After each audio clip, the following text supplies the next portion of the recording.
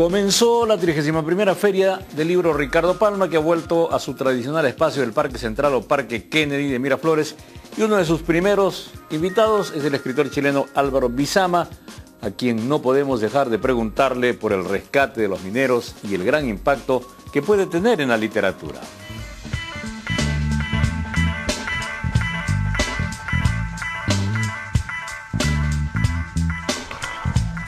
Comenzó la 31ª Feria del Libro de Lima Ricardo Palma, que está en su punto, según Liliana Minaya y Doris Moromisato.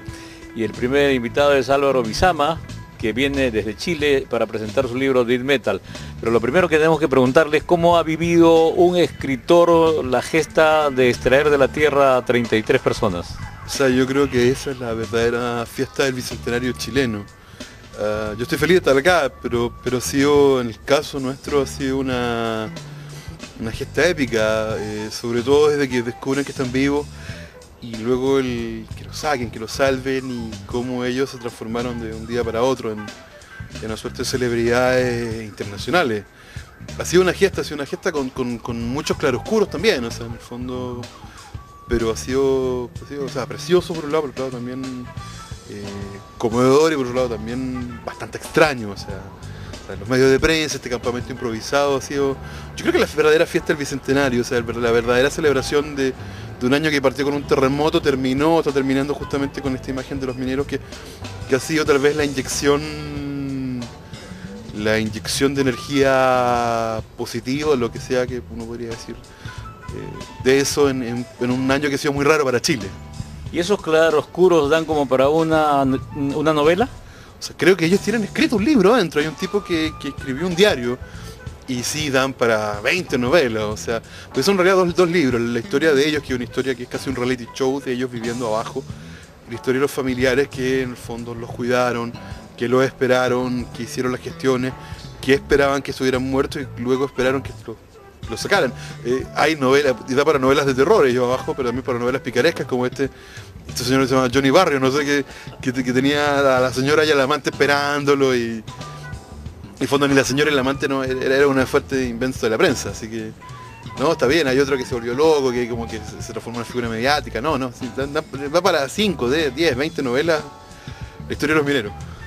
Y a propósito de Johnny, aquí también hay un pintor que se adelanta a eso. Sí, claro, sí, completamente.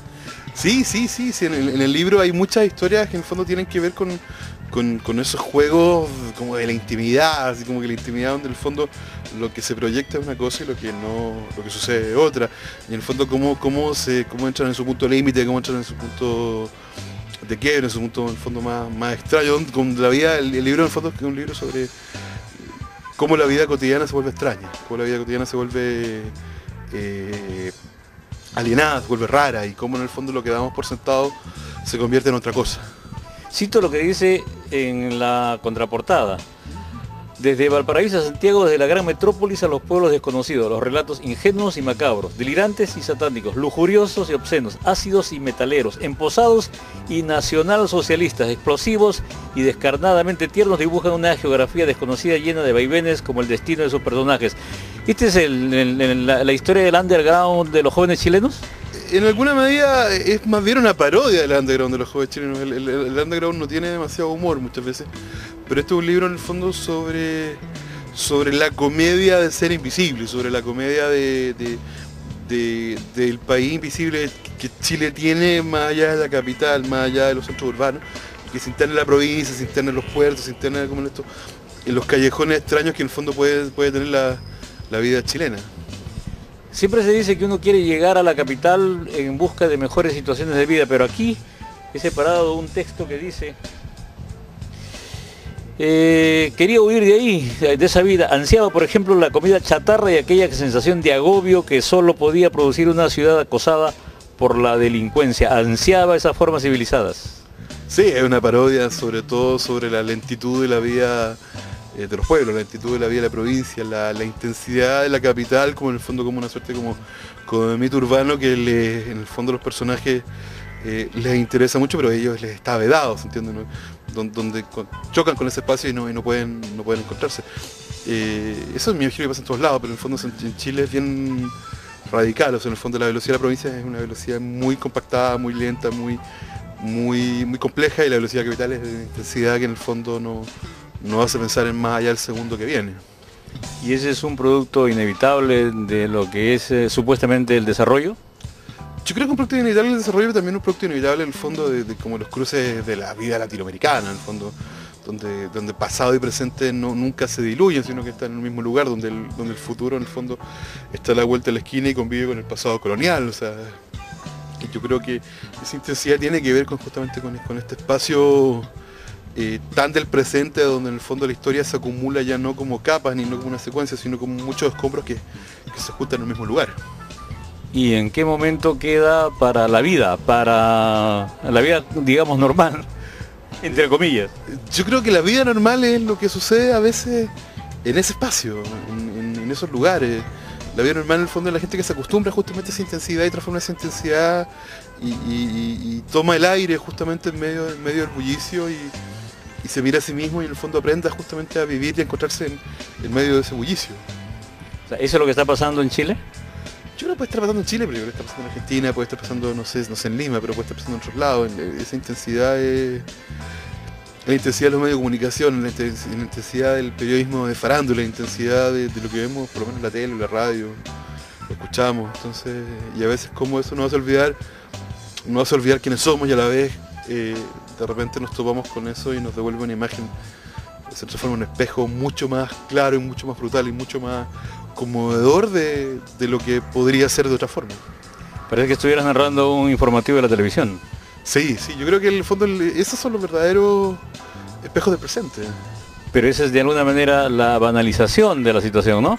Tal vez sí, pero tal vez detrás de ese espacio hay un misterio. Detrás de ese espacio hay una parodia, detrás de ese espacio hay una posibilidad de encuentro, a pesar de que en el fondo no lo pareciera. Y a la vez, justamente cuando vemos los espacios lentos, los espacios de la provincia, los espacios en el fondo que se alejan de estos centros, pareciera ser que es el encuentro, y por el contrario se transforma en el otro, se transforma en el deseo de irse a otro lado, el deseo de fugarse, el deseo de conservar esa tranquilidad que en el fondo no es tal, sino que es una postal donde se agitan abajo aguas muy tormentosas. Eso es muy humano desde los comienzos de los tiempos, ¿no? Sí, completamente. En el fondo la contradicción entre lo que es y lo que parece ser, entre la vida pública y la vida secreta, entre los afectos y la política. Eso es lo que sucede, por lo menos yo lo leo de ese modo. Me parece que en el fondo, a veces yo lo leo en el libro, está leído como una tragedia, a veces está leído como una parodia.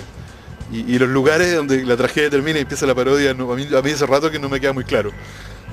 Bueno, todo eso y mucho más está en este libro, Death Metal, de Álvaro Bizama, que ha venido para presentarlo aquí en la 31ª Feria Ricardo Palma de Lima. Gracias, Álvaro. Muchas gracias también.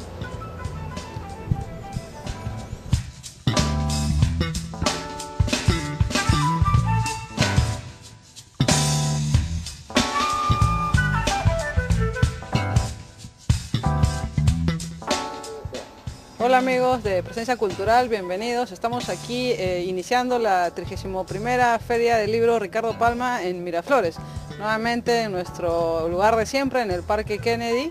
Empezamos hoy y estamos hasta el 1 de noviembre. Los queremos invitar a todas las actividades que se van a realizar durante estos 11 días, de las 11 de la mañana, los sábados y domingos, para que vengan con sus hijos, los chicos, toda la familia. Y los días de semana a partir de la 1. Tenemos 83 empresas que exponen lo más variado de los libros. Celebramos el Premio Nobel de Literatura con Mario Vargas Llosa y todas sus obras.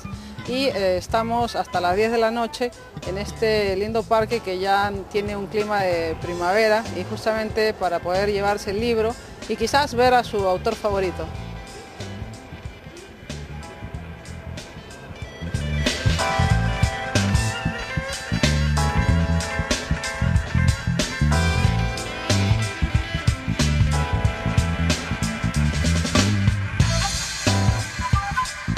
Los Melómanos de Lima tendrán una gran fiesta musical el jueves 28 en el auditorio del Colegio Santa Úrsula.